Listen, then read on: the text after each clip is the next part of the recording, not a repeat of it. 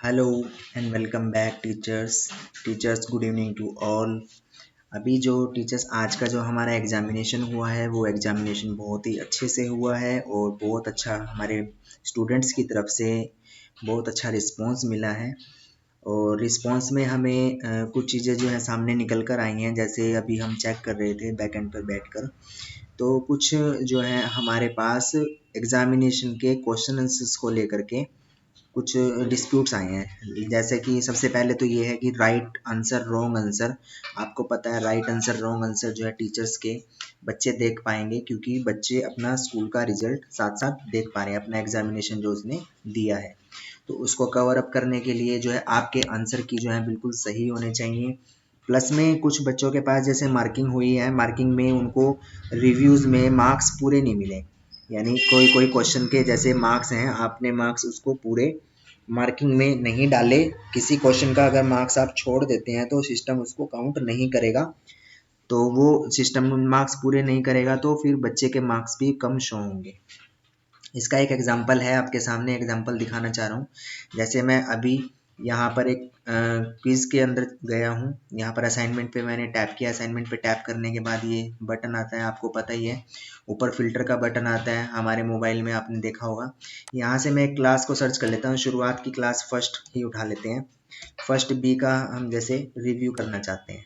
First B में मैं गया, मैंने देखा यहाँ पर ये आज का जो हमारा एग्ज़ाम था वो FA4 मैथ्स का था। और मैथ में आपने देखा है कि यहाँ से आपको पता चल रहा है कि 42 स्टूडेंट्स में से 35 स्टूडेंट्स ने एग्ज़ाम दिया है। अब एग्ज़ाम तो इन्होंने दे दिया, लेकिन अब अगर हमें अंदर और डीपली इसको रिव्यू करना है तो हम कैसे करेंगे, और कैसे हम राइट और रॉन्ग आंसर भी देख पाएंगे, किस बच्चे ने कौन सा आंसर राइट दिया, कौन सा रॉन्ग दिया है। तो हम ऐसे क्विज के अंदर जाते हैं। सबसे पहले तो ये विंडो खुलती है। इस विंडो में हमें पता चलता है कि हमारे पास जिस जिस बच्चे ने जो एग्ज़ाम दिया वो किस तरह से दिखेगा। आप यहाँ से देख सकते हैं स्टेटस। स्टेटस के अंदर आता है हैंडेड इन। हैंडेड इन का मतलब बच्चों ने पेपर दिया। इस बच्चे ने पेपर दिया, इसके जो मार्क्स आया वो आया 25 में से 20। इस तरह से जैसे बच्चे ने पेपर नहीं दिया, नीचे जो बच्चे ने पेपर नहीं दिया उसके नीचे बच्चे ने पेपर नहीं दिया, ये टीचर्स हो सकते हैं। जैसे एक ये बच्चा है दिव्या करके, ये ऊपर तो हम टीचर्स लोग हैं, और नीचे जैसे ये दिव्या करके बच्चा है तो ये नॉट हैंडेड इन का मतलब इस बच्चे ने एग्ज़ाम नहीं दिया, यहाँ पर मार्क्स नहीं दिख रहे हैं। और इस तरह से ये पूरा जो है आप यहाँ से रिव्यू ले सकते हो। अब आपको ये देखना है कि मान लो किसी बच्चे ने जो है आंसर करे हैं, तो वो आंसर किस तरह से उसके रिव्यू जो है मतलब 20 मार्क्स आए हैं तो कैसे कैसे आए हैं उसको देखना चाहें। और यहीं से हमारी आंसर की भी क्रॉस चेक हो जाएगी। जैसे मैंने यहाँ से इसको टैप किया, टैप करने के बाद मैं इसको दोबारा से देख रहा हूँ तो ये एग्जामिनेशन के अंदर चला गया। लेकिन ये एग्जामिनेशन अभी क्या है, एडिटेबल मोड में नहीं है, ये सिर्फ व्यू है। एग्जामिनेशन ओवर होने के बाद बच्चे का जो रिस्पॉन्स हमारे पास आया उस रिस्पॉन्स का फॉर्मेट है, ना कि आपका एग्जामिनेशन का।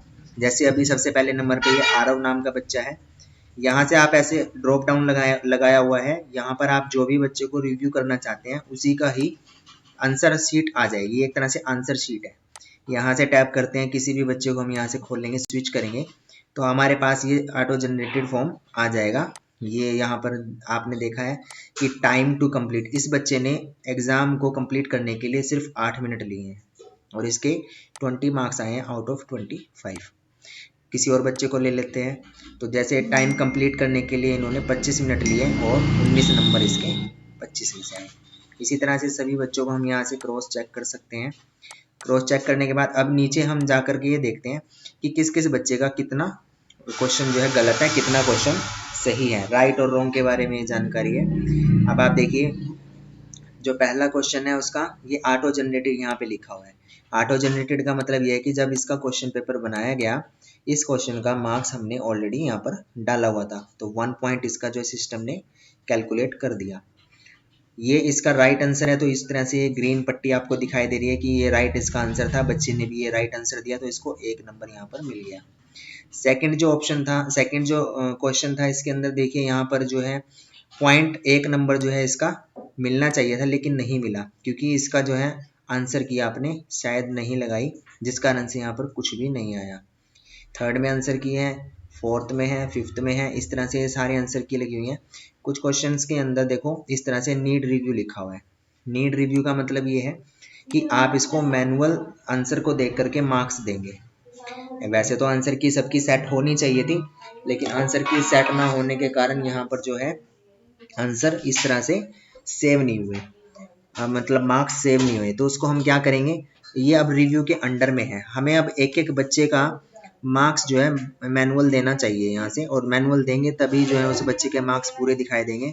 अगर आप उस एग्जामिनेशन के अंदर जा करके एडिट करने के बाद अगर सेट करते हैं तो भी प्रॉब्लम आएगी। तो आप जो है बच्चे को यहीं से रिव्यू करेंगे। रिव्यू का मतलब देखो ऊपर टैब लगा हुआ है, देखो नीचे चलते हैं थोड़ा सा, एक बार पहले नीचे तक मैं एग्जाम दिखा देता हूँ आपको सारा। इस तरह से ये सारा हमारा एग्जाम है। इसके बाद अब ये जिस बच्चे के बारे में है, मान लो ये भूमि के बारे में है, अब ये रिव्यू नेक्स्ट का ऊपर देखो टैब है, यहाँ पे इसको बटन को दबाएंगे तो जो जो क्वेश्चन का हमें मार्क्स देना है ये वहां पर स्विच करता चला जाएगा। मान लो आपने इसका 1 मार्क्स देना है, 1 दे दिया, 1 करते ही यहाँ पर सेव हो रहा है, देखो ऊपर से यहाँ पर ये ऊपर सेव लिखा है, सेव्ड हो गया। नहीं देना चाहते हैं, डिलीट कर दिया, ठीक है। अब जैसे इसको आप जैसे ही चेंज करोगे, आपका नीचे से जो ये लिखा हुआ था रिव्यू, नीड रिव्यू, वो हट गया, ऑटो जनरेटेड भी हट गया। तो ये गलती नहीं करनी है कि यहाँ पर जो है मार्क्स दिया फिर हटा दिया, कभी 0 कर दिया कभी नहीं किया। यहाँ से नीड रिव्यू का बटन हट जाएगा, तो इस बच्चे का मार्क्स ही काउंट नहीं होगा, ये टोटल में जुड़ेगा ही नहीं। ये गलती नहीं करनी है, या तो मार्क्स दें या बिल्कुल मत छेड़ें। अगर मार्क्स दे रहे हैं तो जैसे रिव्यू नेक्स्ट के बटन पे टैप करूंगा तो मैं नेक्स्ट रिव्यू पे पहुंच गया, दोबारा नेक्स्ट करूंगा तो नेक्स्ट रिव्यू, नेक्स्ट रिव्यू, इस तरह से क्वेश्चन हमारे चेंज होते रहेंगे जहां जहां पे मार्किंग बाकी है, यानी जिस जिसकी आंसर की नहीं लगाई गई। तो जिसने आंसर की नहीं लगाई तो इस तरह से नीड रिव्यू मांग रहा है, ठीक है। इतना करने के बाद अब इसको आप चेक कर पा रहे हो सारे को। इसके आगे चलते हैं। अब हमने क्या किया, इसको यहाँ से बैक करके क्लोज कर दिया। क्लोज करने के बाद अब हमारे सामने ये दोबारा से हम बैक में आ जाते हैं पेपर्स के, ठीक है। यहाँ पर ये टोटल आप देख पा रहे हो। और एक चीज और भी है कि आप जब इसको रिव्यू को कर लेंगे, रिव्यू करने के बाद जो है आपके सामने ये समरी रिजल्ट का बटन भी दिखाई दे रहा है।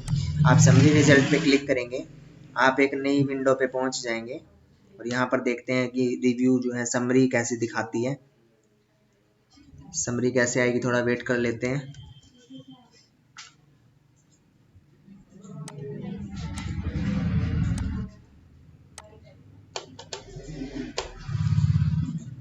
ये थोड़ा नेट पे डिपेंड करता है कि नेट कितना है आपका। यहाँ पर हमारे सामने जो है इस तरह से समरी बन के आ जाएगी। इसके लिए दोबारा से जो है ये आपको क्या कहते हैं, आपकी आईडी को लॉगिन करने के लिए कहेगा। फोन में ना भी मांगे, लेकिन यहाँ पर ये एडमिन पैनल पे मांग रहा है, तो ये समरी दिखाएगा आपको, एग्जामिनेशन की टोटल समरी।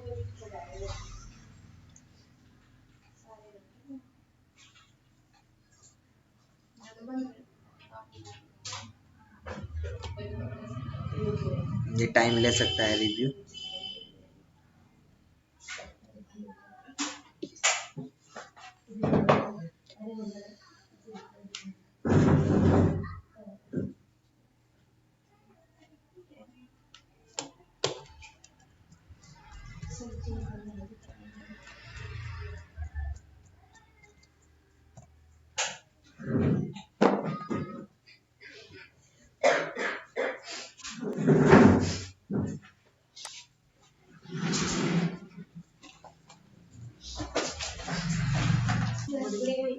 यहाँ पर आप देखेंगे अभी ये जो रिस्पॉन्सेज हैं क्वेश्चंस के, यहाँ पर रिव्यू आ गया। देखो 35 रिस्पॉन्स हमें टोटल मिले हैं, और इसका जो एवरेज स्कोर है, एवरेज स्कोर 19 रहा, 25 आउट ऑफ।